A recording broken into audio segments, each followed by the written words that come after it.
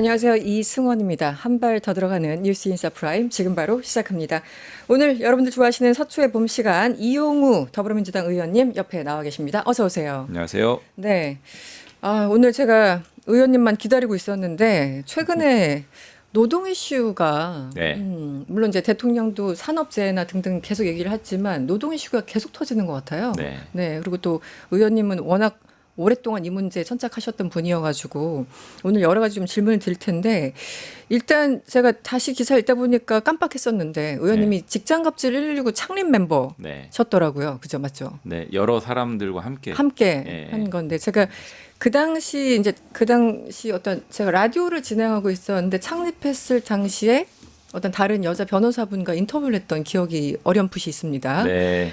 그때 어떻게 참여하신 거예요? 아니면 처음부터 깃발 들고 주도를 하신 거예요? 의원님께서? 뭐 제가 주도했다가 하면 너무 과한 거고요. 과해요? 그때 네. 당시에 이제 변호사, 노무사, 그다음에 이제 이런 노동 활동가 이런 분들이 200명 이상 같이 모여가지고 좀 200명. 의기투합했고요. 네. 아마 인터뷰하신 분은 윤지영 변호사가 아닐까 싶은데 그럴 것 같아요. 지금 현재 직장갑질 119 대표고요. 네. 예, 그래서 굉장히 좀 새로운 실험이었습니다. 그때 엄청났죠. 노동 네. 영역에서 민간 공익 단체로 지금까지 굉장히 왕성하게 활동하고 있고 또 언론의 주목도 많이 받고 있고 그렇죠. 막 그것은 그 직장 내 괴롭힘이라고 하는 이슈 자체가 네. 사회적 어떤 큰 의제로 등장한 것과 맞물렸다라고 보여지고요. 네. 직장갑질 119가 그걸 견인한 면도 있지만 사회적 어떤 여론, 국민적 공감대가 그 지점에 많이 네. 집중돼 있었던 거 아닌가 싶은데요. 네. 예를 들면 과거에는 직장인들에게 월급과 승진 이 두 가지가 가장 중요하다 이렇게 얘기를 했었거든요. 그랬죠. 근데 지금은 저희가 이제 활동하면서 보니까 이 직장 내 괴롭힘 또 직장 내 비민주적인 요소, 부조리 이런 부분들을 잘 못 견뎌요. 그래서 그런 부분들에 대해서 굉장히 민감도가 높아졌고 네. 즉각적인 반응을 하고 네. 문제 제기도 이루어지고 하는데 그래서 저는 이거를 직장 내 어떤 행복, 노동 행복 네. 이런 부분으로 이제 연결을 하는데요. 그런 부분들에 대해서 굉장히 좀 중요하게 바라보는 어떤 인식의 전환도 많이 변화된 그런 네. 부분이 있는 것 같아요. 네. 그런 부분과 맞물려 가지고 상당히 사회적 의제들이 좀 되는 것 같습니다. 사실 저도 한 20년 전에 20년도 더 됐군요. 직장 생활을 했는데 지금 생각해 보면 예.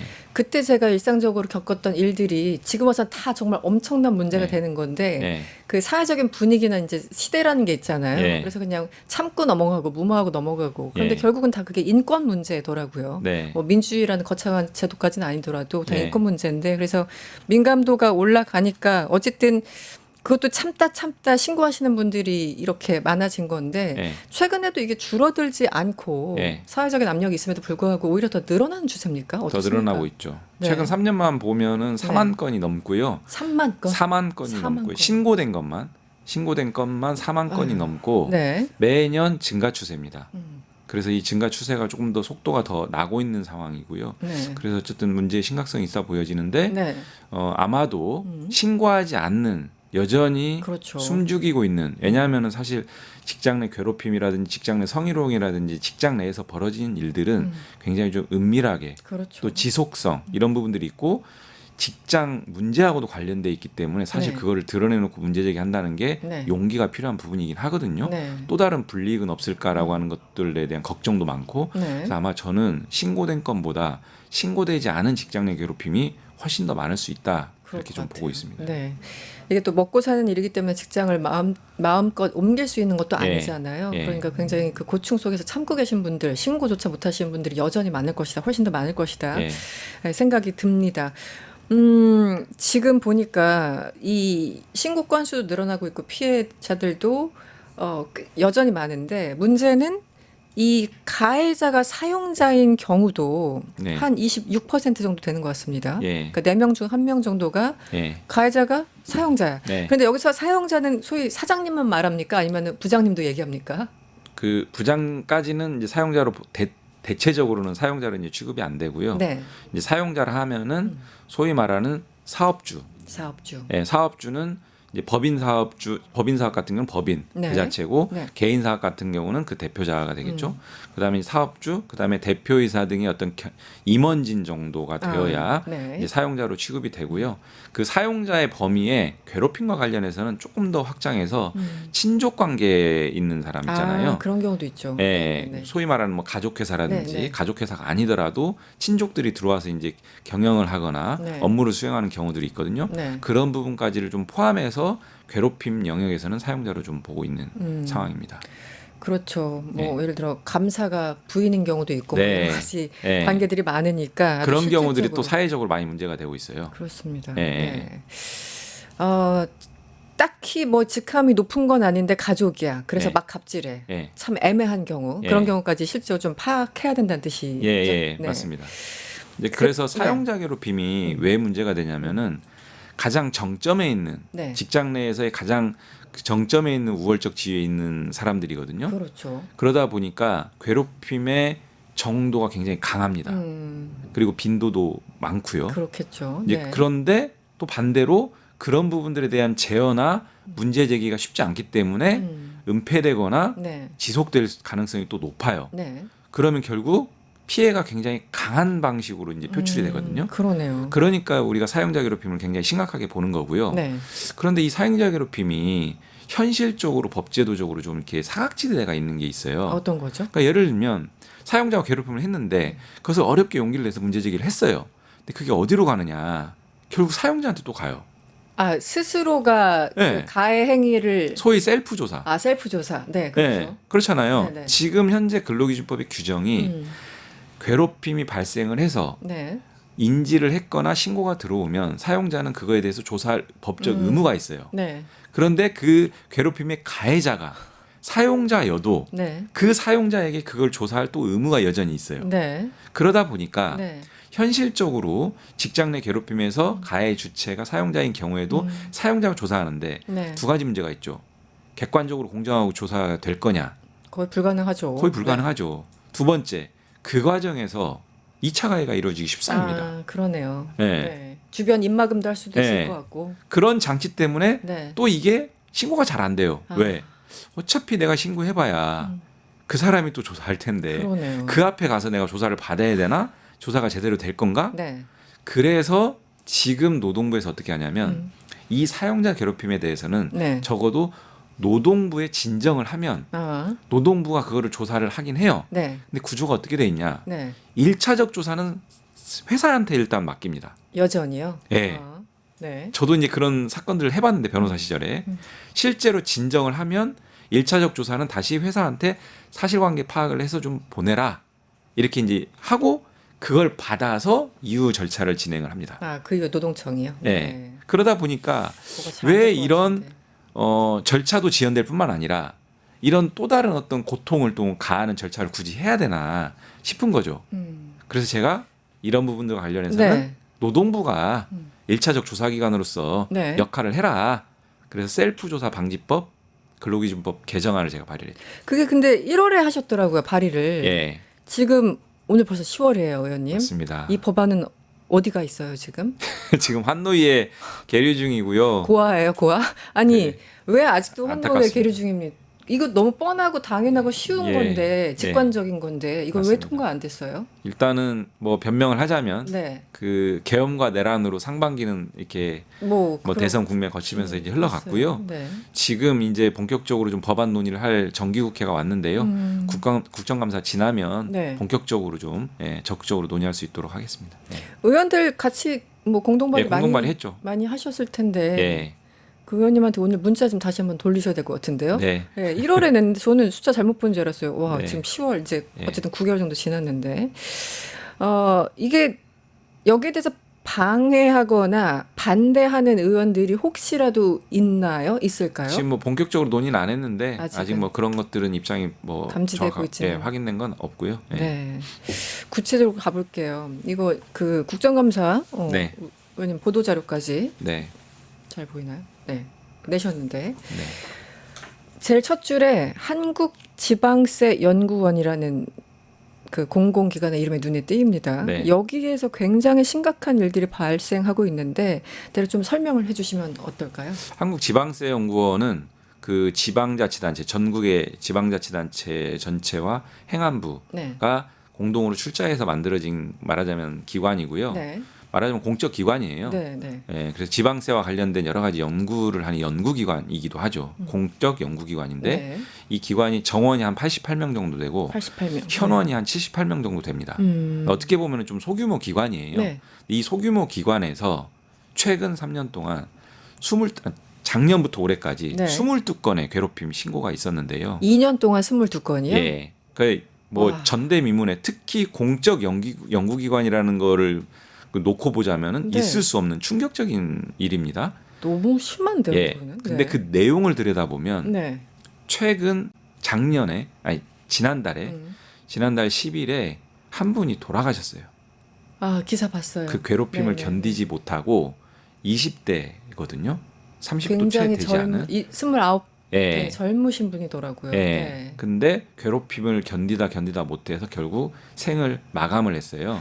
네. 이제 그런 사안이 있었는데 이게 이제 발단이 뭐냐면은 작년 3월에 이제 진정을 합니다. 괴롭힘으로 신고를 해요. 네. 괴롭힘 인정받아서 가해자가 정직 처분을 받아요. 음. 그때부터 이제 문제가 시작되는 거예요. 아, 정직 처분을 받고 그 이후부터요? 예. 네. 이제 이 부분과 관련해서 역으로 또 괴롭힘 신고를 합니다. 그 가해자 정직 처분을 받았던 사람이 네. 다수의 어떤 괴롭힘 신고를 하고요. 네. 또 이 괴롭힘 증거를 확보하는 과정에서 이 피해자가 돌아가신 분이 네. 이제 그 녹취 자료를 이제 확보했는데 네. 그 내용 중에 이 괴롭힘과 별개의 평가 조작 관련한 정황 증거가 이제 같이 녹음으로 이제 확보가 돼요. 아, 괴롭힘 증거를 확보하는 과정에서 우연찮게 그게 예. 확보가 된 거군요. 예, 예, 네. 같이 이제 대화 내용이 녹음이 됐어요. 네. 근데 이건 또 뭐냐면 네. 이 한국지방세연구원은 주로 지자체에서 연구를 의뢰받고 네. 그 연구 결과를 지방자치단체에 이제 제공하는 역할들을 많이 하는데 네. 그 과정에서 그 연구 작업에 참여했던 연구원들이 뭐 몇 명씩 있을 거 아니에요. 석박사급 있겠죠. 예, 네. 그 각 연구마다 그러면 그거에 대한 평가를 지자체에서 하고 있는데 아, 그 과정에서 네. 지자체에 이 연구원들에 대한 평가를 어떻게 해달라, 뭐 평가를 좀 낮게 해달라 이런 방식으로 연구원이 관여를 했다는 겁니다. 평가 조작이죠. 그걸 노골적으로 그렇게 욕을 했다고요? 예, 그런 대화 내용이 괴롭힘 증거를 확보하는 과정에서 같이 딸려온 거예요. 네. 근데 이제 이 부분에 대해서 이게 정말 사실인지 만약에 사실이라면 엄중한 이거는 업무 방해 범죄일 뿐만이 아니고 그렇죠. 네. 굉장히 심각한 일이잖아요. 그래서 이런 부분들에 대해서 이 돌아가신 분, 이 괴롭힘 피해자분이 너무 충격적이니까 네. 이걸 국민권익위원회에 신고를 해요. 네. 그리고 그 말하자면 평가 조작에 의한 피해자분들에 대해서 알립니다. 근데 거기에 관여된 걸로 지금 그 나오는 사람이 네. 이 연구원의 부원장. 부원장. 그러다 보니까 네. 그 사안을 중심으로 또 엄청나게 또 괴롭힘이 시작됩니다. 오히려 또 괴롭힘 신고도 하고 네네. 뭐 이러면서 그래서 아까 제가 말씀드린 작년부터 올해까지 22건의 괴롭힘 신고가 있었다는데 네. 네. 그 중에 태반은 오히려 그 사람들이 이 피해자를 상대로 역으로 네. 진정을 하거나 신고한 사건들이에요. 그러니까 두 가지 갈래가 있었던 거네. 네, 처음에는 두 그냥 가지. 괴롭힘이었고 그 네. 이후는 이제 녹취 이런 것들을 수집하는 과정에서 네. 문제가 발견되고 네. 거기에 대해서 얘기를 하자 네. 또 보복이 가해지고 예.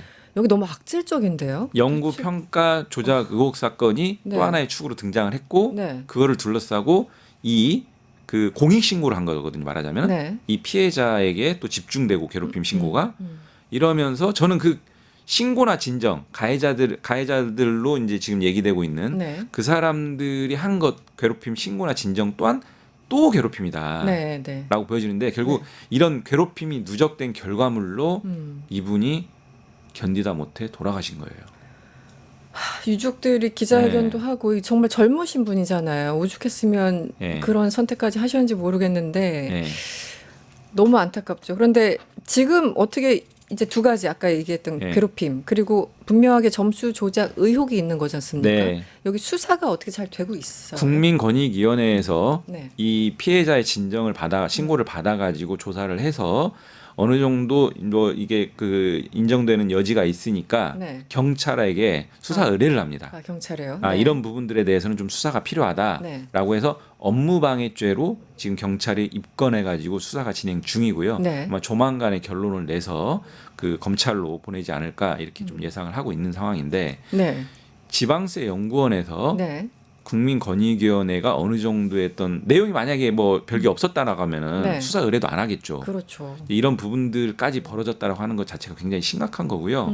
아까 얘기했던 그 피해자를 역으로 괴롭힘 네. 진정 신고했던 그 건들은 네. 대부분 다 괴롭힘이 아니다라거나 판단 불가하다거나 이렇게 이제 처리가 돼 버렸어요. 그러니까 어떻게 보면은 그런 악질적인 어떤 신고 등으로 인해서 네. 상당히 이제 이 피해자는 네. 정신적, 육체적 그럼요. 또 이런 거 대응하려면은 네, 네. 엄청나게 이 소진이 되잖아요. 그렇죠. 결국은 못 견디고 이렇게 되신 거고요. 피해자가 오히려 더 억울함을 이렇게 빨리 해소하고 가해자들에 대한 정확한 조치들이 연구원 내에서 이루어지고 네. 해도 시원찮을 판에 네.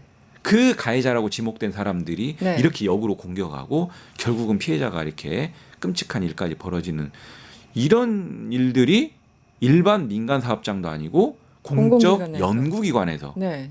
석박사급들의 알만한 사람들이 그러니까요. 있는 곳에서 벌어졌다는 거고요. 네. 있을 수 없는 일이고 아까 제가 소규모 연구기관이라고 했는데 네.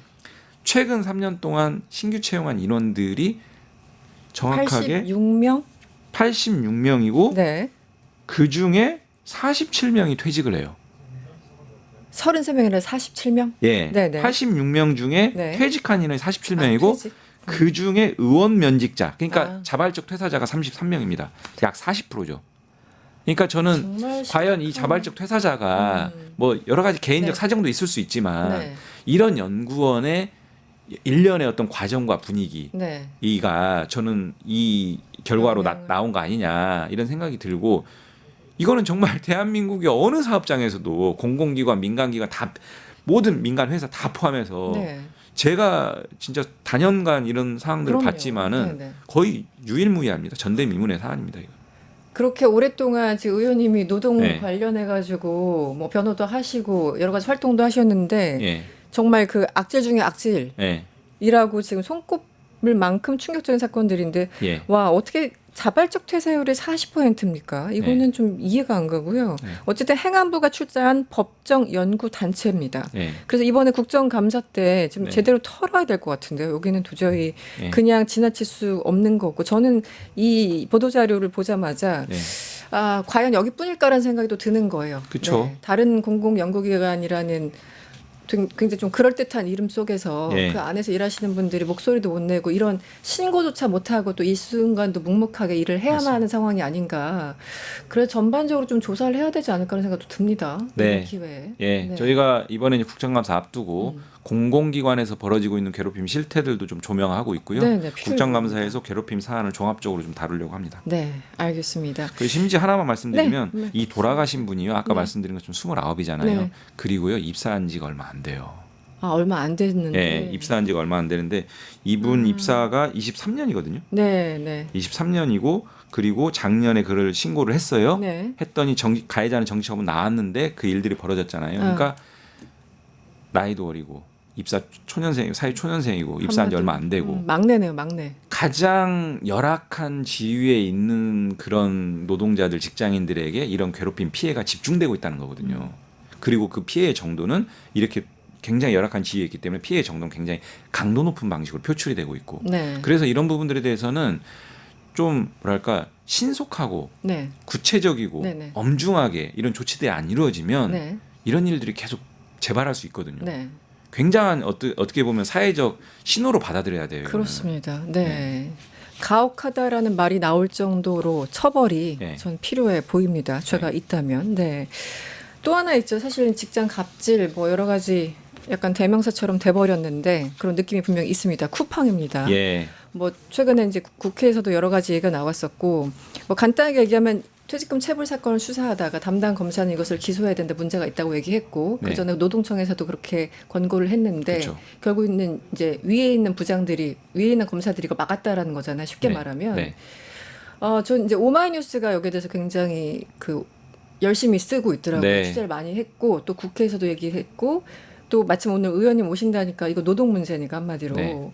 어떻게 보세요? 이거는 검사들이 정말 이런 사람이구나라는 걸 어떻게 보면 다시 한번 느꼈는데 물론 본인들은 네. 부인하고 있지만 이 사건을 어떻게 보십니까 구조적으로? 일단 이 사건은 작년 국정감사에서 우리 환노위의 김주영 간사님이 집중적으로 좀 제기를 했고요. 네네. 그 과정에서도 이러저런 말들이 오고 갔지만 어쨌든 올해 그 노동부에서는 네. 이거는 퇴직금 그 법 위반인 것 같다. 기소 의견으로 이제 송치를 했어요.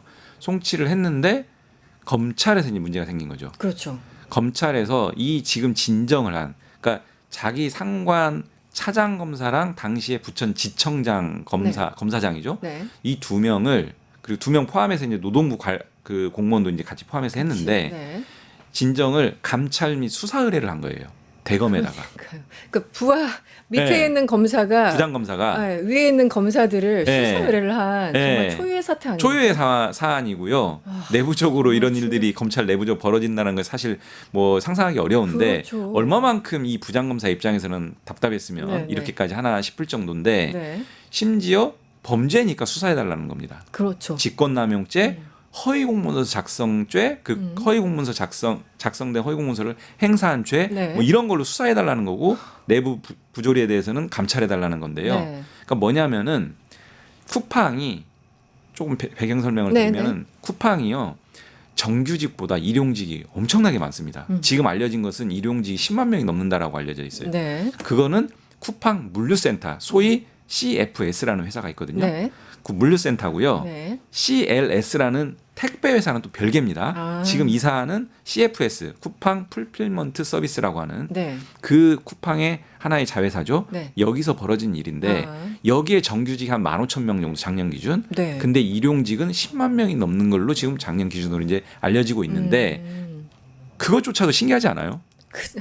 어떻게 비정규직 대한민국의 네로라는 어떤 이런 대기업에서 이 일용직 규모가 이렇게 많을 수 있는지 건설 현장도 아니고요. 저 지금 10만 얘기 듣고 네. 약간 충격받았어요. 비율로 따지면 이건 대기업에서 있을 수 없는 고용 형태예요, 사실은. 없죠. 네. 그러니까 정말 질 나쁜 고용 형태의 선두주자입니다. 쿠팡이. 네. 그래서 제가 이 문제도 저희가 계속 지적을 했는데 어쨌든 그렇고 네. 일용직들에 대해서 퇴직금 지급을 안 하기 위해서 줄이기 위해서 취업규칙이라는 것을 변경을 합니다. 네. 불이익하게. 네. 그럼 불이익한 취업규칙 변경을 하게 되면 네. 그 과반수 노동자들의 동의를 받아야 돼요. 네. 근데 이 동의 절차가 없었던 상태에서 취업규칙을 불이익하게 변경했기 때문에 이 변경된 취업규칙은 무효다. 그러면 기존 취업규칙에 따르면 나중에 퇴직금을 받아야 되는데 네. 왜 퇴직금을 안 주냐라고 네. 해서 진정을 하면서 시작된 사건이에요. 네. 그런데 쟁점은 그럼 뭐냐? 이 변경된 취업규칙이 불이익한 내용으로 변경된 건 맞냐? 네. 그리고 불이익한 변경 과정에서 과반수 노동자 동의가 있었는지 없었는지 이게 이제 쟁점인데 네. 이거에 대해서 이제 압수수색을 했어요. 네. 노동부가 네. 검찰에서 법원에서 영장 발부된 걸 네. 압수수색을 해가지고 확보한 자료를 보니 이건 혐의가 인정된다. 네. 노동부가 기소견을 송치했는데 이 검찰 내부 처리 과정에서 차장검사 검사장이 담당 부장검사를 패싱하고 직접 담당하는 주임 검사한테 야 이거 혐의 없음으로 보고해. 네. 그리고 그 과정에서 압수수색 결과물들은 제외해라고 그렇게 사건 처리를 했다는 게 이 네. 부장검사의 진정서 요지입니다. 그렇죠. 네. 그래서 이 부분에 대해서 지금 수사 및 감찰을 해야 되는데요. 이런 진정 내용이 만약에 사실이라고 하면 이건 정말 엄청난 문제이고요. 너무 충격이에요. 네. 이거는 뭐 영화화해도 믿기 어려운 내용들이에요, 네. 지금. 네. 그래서 그 과정을 가지고 네. 문제가 다시 불거지니 노동부가 네. 자 그런 부분들은 검찰에서 수사 및 감찰하면 되고 노동부가 할 일은 하겠다라고 네. 하면서 그 변경된 취업규칙의 내용과 절차에 대해서 네. 우리가 위법이 없는지를 네. 들여다보겠다 네. 이렇게 나섰고요. 네. 만약에 이게 실제 그 변경 취업규칙이 문제여서 위법이다라고 확인이 되면 네. 그 퇴직금 미지급 사안이 네. 엄청날 거 아니에요. 그렇죠. 아까 제가 말씀드린 일용직 10만 명 10만 중에 명인데. 대상자가 꽤 있을 거 아닙니까? 그럼 이게 상당히 큰 이슈거든요. 그래서 이 부분과 관련해서는 노동부의 그런 그 조사 결과에 따라서는 상당히 큰 이슈가 될 수 있고 또 그거가 결과에 따라서 지금 그 검찰의 어떤 진정권도 네. 영향을 받을 수 있고 그래서 저희가 좀 주목을 하고 있고요. 이번 국정감사에서 아마 한노예의 어떤 김주영 간사님을 포함해서 네네. 의원님들이 많이 다루지 않을까 싶습니다. 아니 이건 문제는 정말 쿠팡이라는 이 자체 계속 뭔가 문제가 발생하는 이 기업의 문제이기도 하고 네. 얼마나 이 노동의 가치를 평가하지 않는지에 대해서 다시 한번 이제 드러난 것 같고 네. 그 과정에서 이거 덮어주려고 지금 노력하다가 밑에 네. 있던 그 부장검사가 열받아가지고 예. 고소 고발까지 한 상황이잖아요. 네. 저는 이제 처음에 오마이뉴스에서 이 기사 읽고 너무 드라마틱해서 네. 아이 설마 했어요. 그리고 또 많이 받지도 않았더라고요. 네. 그런데 그 이후에 조금씩 기사 나오더니 국회에서 얘기가 되니까 최근에 좀 기사가 나오는 그런 상황. 오늘도 뭐 네. 단독 기사가 하나 JTBC에 나오긴 했었습니다만 네. 어쨌든 어미중 검사는 오마이뉴스의 진정서 내용을 두고 객관적인 사실과 전혀 다른 주장을 하고 있는 것이다라고 주장했다고 합니다. 네. 이 어미중 검사는 여러분들 아마 많이 들어보셨을 네. 거예요. 거기까지 가지 않겠습니다. 네, 일단 쿠팡 좀 열심히 괴롭혀 주시고요. 쿠팡 건에 대해서 하나만 더 네네. 말씀드리면 진정서 내용 중에 이게 또 나와요. 공무상 비밀 누설. 이게 뭐냐면은 압수수색 과정을 알렸다는 거예요. 내부에서. 아 내부에서. 네. 네. 누구에게? 쿠팡 변호인 측 김앤장 변호사에게. 그분도 검사 출신이잖아요. 검사 출신이고 심지어 피진정인과 연수원 동기고 뭐 자녀들이 같은 학교에 다니면서 가족 네. 모임도 같이 하고 할 정도의 굉장한 친분이 있고 네. 이런 내용이 진정서에 다 기재되어 있고요. 네. 그래서 그런 부분들을 바탕으로 해서 그런 관계를 바탕으로 해서 압수수색 과정을 알려준 거 아니냐라고 하면서 공무상 비밀 누설까지도 그 수사해달라 이렇게 해놨고요. 네, 네. 만약에 그게 사실로 밝혀지면 이건 네. 엄청난 일이고요. 그런 일들이 벌어지고 있는 쿠팡 물류 시스템의 세계적인 선도 기업이라고 계속 주장하는데 네. 노동 영역에서는 최악의 기업이라고 저는 단정해도 시원치 않은. 그렇습니다. 그러니까 네. 저희가 국정감사에서 쿠팡을 계속 다루는 거고 작년 국정감사에서 다뤘던 쿠팡의 어떤 문제 제기된 사항들에 대해서 쿠팡이 약속은 했지만 1년이 지난 현재까지 그 약속을 네. 제대로 또 이행도 안 하고 있어요. 그래서 이번 국정감사에서도 아마 네. 주된 문제 제기의 어떤 대상이 되지 않을까 싶습니다. 제가 1분밖에 안 남았는데요. 네. 이 얘기를 꼭 좀 듣고 싶어요. 어제 검사 40명. 나 집으로 돌아갈래. 네. 어떻게 보였습니까? 민중기 보고 당신이 나와서 우리 대신 얘기 좀 해주세요라는 게 사실은 골자였잖아요. 네. 뭐 여러 가지 말로 표장했지만 네. 어떻게 들었어요? 저 좀 또 충격받았어요. 요즘 충격받을 일이 참 많네요. 검찰의 특권의식과 우월의식에 찌든 것들이 이게 밖으로 드러난 그 현상이라고 생각을 하고요. 이 검찰의 이런 행태들은요. 국가공무원법 집단행위 금지 조항이 있습니다. 아, 네네. 그 형사처벌 대상이에요. 아, 네. 저는 집단행위 금지 조항 위반으로 형사처벌 대상이라고 생각을 하고요. 네. 또 직무를 해태한다라고 하면은 형법상 직무유기죄. 그렇죠. 그러니까 이네들이 한 행위는 뭐 대한민국 공무원 세계에서 있을 수도 없지만 네, 네. 범죄적 행태다. 네. 단호하게 대응을 해야 된다. 네. 대한민국 어느 공무원들이 그러니까요. 자기 일하기 싫습니다. 뭐 보내주세요. 파견을 보내면 파견지 가서 열심히 일하는 거고 만약에 파견 업무가 다 종료되면 원대복귀 시키면 원대복귀해서 그렇죠. 또 열심히 네. 일하면 되는 거지. 자기네들이 먼저 나서가지고 나 원대복귀 시켜주세요. 집단적으로. 민중기 특권까지 끌어들이면서 집단적 시위, 집단적 항명하듯이 네, 네. 있을 수 없는 대한민국 이런 일들이 바로 검찰 개혁을 스스로 자초하는 거다. 저는 그렇게 생각합니다. 네, 박은정 의원이 이런 얘기를 했네요. 공무원들의 저런 정신 나간 행동들, 집단 행동에 대해서 법사위 차원에서 강력한 조치가 필요하다. 네, 형사처벌권이라는 것까지 이용호 의원님께서 확인해 주셨습니다. 네, 오늘 여기서 마무리해야 될 것 같습니다. 서초의 봄이었고요. 더불어민주당 이용호 의원과 함께했습니다. 오늘 고맙습니다. 맞습니다. 유튜브 구독하고 실시간 채팅과 댓글을 남기시면 매일매일 7,000TTCO를 드립니다. 참여 방법은 통통물 어플을 다운로드하고 회원가입과 로그인을 해주세요. 마이페이지에서 나의 회원 고유 번호를 복사해주세요. 유튜브 구독 후 실시간 채팅이나 댓글창에 고유 번호를 한 번만 입력하면 준비 끝! 지금 유튜브 채팅과 댓글 쓰기 참여하고 7,000TTCO 받아가세요.